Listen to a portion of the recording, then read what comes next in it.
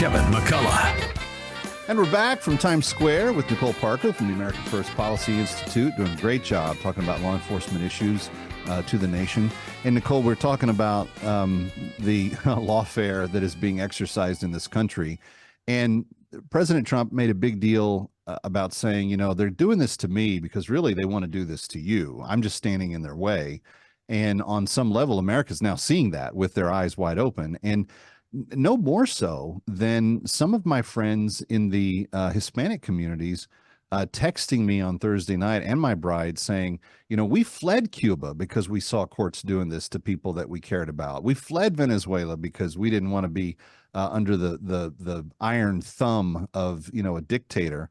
And then they come to America and they see on their television the very same thing kind of happening before their eyes, and they think this isn't the America that I wanted to escape to. This is what I was trying to run away from.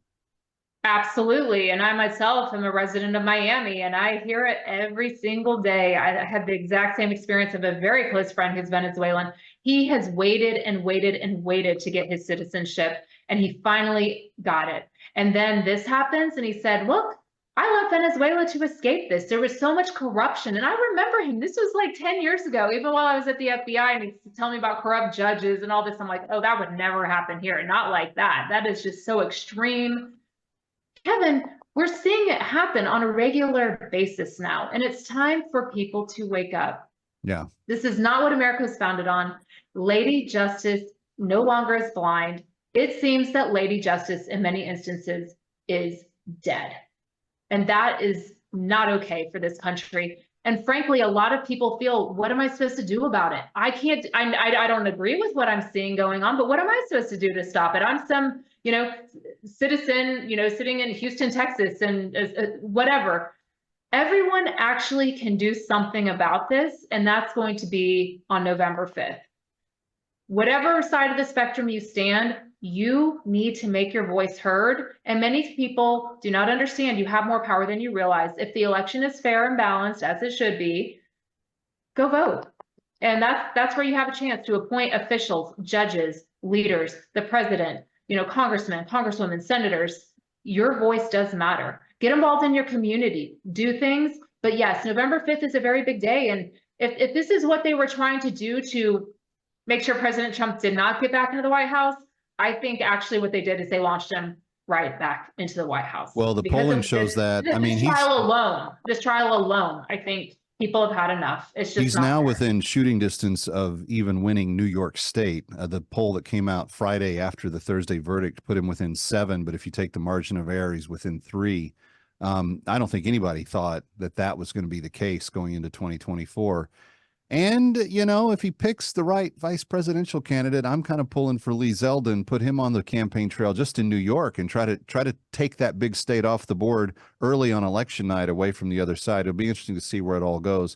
But Nicole, the point about doing something about it and voting really matters, because if President Trump gets back in office, there needs to be a serious house cleaning at DOJ, and maybe that includes the top floor of the FBI as well. You got to get out these establishment ever-staters, and you've got to get them. You got to get people into those positions that are fighting for the Constitution, that are fighting for the American principle to be first. And you just got to get rid of all the chaff, and it seems like there's a lot of it laying around right now. You know what, Kevin, it comes down to, you need people in leadership positions, especially at the FBI, especially at DOJ, especially judges, especially prosecutors. And let me just make it very simple. People that believe in the truth, integrity. You shall know the truth, and the truth shall make you free. No more of this, I'm trying to push forward my agenda, and so I'm going to do it this way. No, you take the facts, you follow the facts, you follow the evidence, and you do the right thing. And unfortunately, we are not seeing that on many levels within various forms in our government. And, you know, for instance, the DOJ and the FBI, those are sacred institutions that they have been politically weaponized. I saw it myself. I saw how they treat one side of those that stand on the one end of the political spectrum, you know, the more democratic, liberal, progressive side, versus, you know, they almost get a blind eye turned to things that they do. But if you're on the Republican, conservative, or other side of the political spectrum, or a Trump supporter, for example, you get the full force of the federal government on your back. And that's just not right. You know what? If you're not doing your job, it's over. You don't get to keep you your need to job. step aside and start performing. The American people deserve this. We have too many problems in our country with the open border. We have no idea who is here. Terroristic threats are at an all-time high. We do not have time to waste on silly political weaponization cases, period. You got that right. Nicole Parker, as always, thank you for your insights. We appreciate you being with us. Thank you.